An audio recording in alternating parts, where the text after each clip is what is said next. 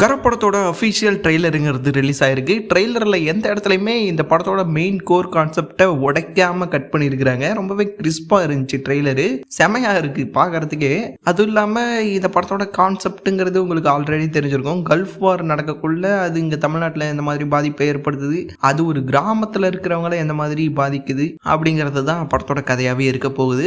இப்போ current situation எப்படி இருக்கோ கிட்டத்தட்ட அதே மாதிரியே வச்சுக்கோங்களேன். அப்படி இருக்கக்குள்ள இந்த கிராமத்துலேருந்து ஓடி போன ஒருத்தன் திரும்ப வரான். திரும்ப வந்து பேங்க் எல்லாம் கொள்ளையடிக்கிறான். ஏன் கொள்ளையடிக்கிறான், எதுக்காக கொள்ளையடிக்கிறான், இதுக்கு முன்னாடி அவன் என்ன பண்ணிட்டு இருந்தான் அப்படிங்கிறது தான் இந்த படத்தோட மெயின் கான்செப்டாகவே இருக்க போகுது.